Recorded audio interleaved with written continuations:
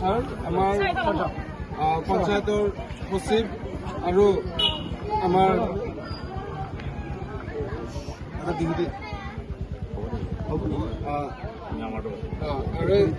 আজি আমাৰ বহুদিনৰ যি অভাৱ, আমাৰ ৰেইনবো স্কুললৈ যোৱা যি পথ আছিলে, ধোলা হায়াৰ ছেকেণ্ডেৰীলৈ যোৱা যি পথ আছিলে, এই পথৰ অভাৱ আছিলে আৰু এই বিষয়ে আমি বিধায়ক মহোদয়ক অৱগত কৰিছিলোঁ আৰু বিধায়ক মহোদয় অৱগত কৰাৰ পিছত তেখেতে নিজে লাগি আমাৰ এই ৰাস্তা আজি উদ্বোধনৰ শুভ মুহূৰ্তত আমি ইয়াতে উপস্থিত হ'ব পাৰিছোঁ আৰু বিধায়ক মহোদয়ক মই ধন্যবাদ দিছোঁ।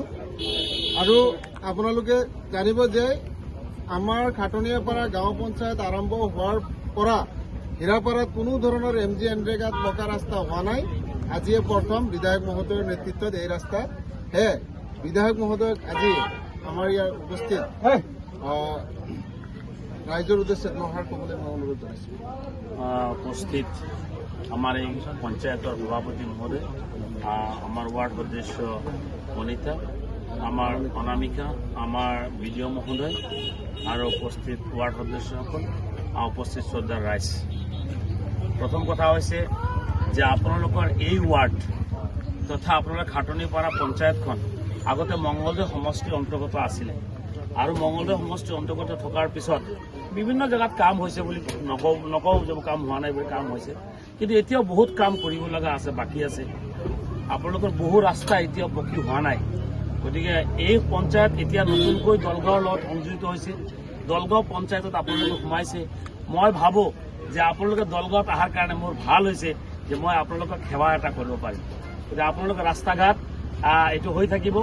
আৰু মোক নৱ প্লাছ আমাৰ পঞ্চায়তৰ প্ৰেচিডেণ্টে অনুৰোধ কৰাৰ কাৰণে মই ভাবিলোঁ যে এই ৰাস্তাটো ৰেইনবো স্কুললৈ যোৱা ৰাস্তাটো মানে পকী কৰি দিব লাগে। তো আজি আপোনালোকৰ এই পঞ্চায়তৰ প্ৰায় 1 কোটি টকাৰ ব্যয় সাপেক্ষে তিনিটা ৰাস্তা পকী কৰাৰ কাৰণে বিধিৱস্থা কৰা হৈছে, চেংচন হৈছে, কাম হ'ব।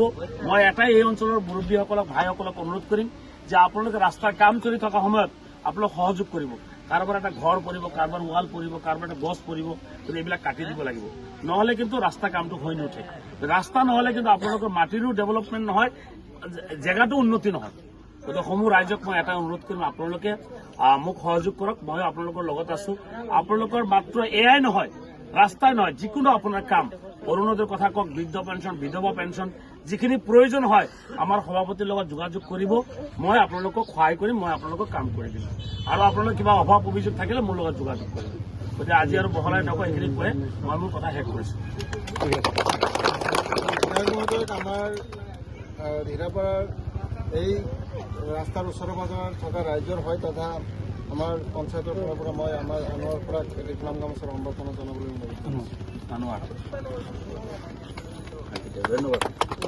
লাগে আৰু 26ত সহায় কৰিব লাগিব। তাৰপিছতে আমাৰ বিডিঅ মহোদয় আছে, তেখেতক এটি ফুলাম গামোচাৰ সম্বৰ্ধনা জনোৱাৰ কাৰণে মই আমাৰ জামালুদ্দিন আহমেদক অনুৰোধ জনাইছোঁ।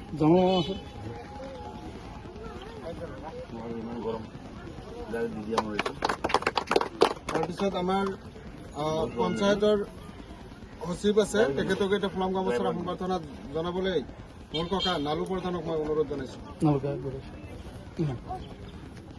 তাৰপিছত আমাৰ পঞ্চায়ত সদস্য অনামিকা ডেকা বাইদেউ আছে, তেখেতক এটা ফুলাম গামোচাৰ সম্বৰ্ধনা জনাবলৈ মই আমাৰ আখেৰী চাহাবক অনুৰোধ জনাইছোঁ। তাৰপিছত আমাৰ আৰু এজন সভাপতি আছে পঞ্চায়তৰ, তেখেতকো মই এটি ফুলাম গামোচাৰ সম্বৰ্ধনা জনাবলৈ মই আমাৰ আখেৰী চাহাবক অনুৰোধ জনাইছোঁ।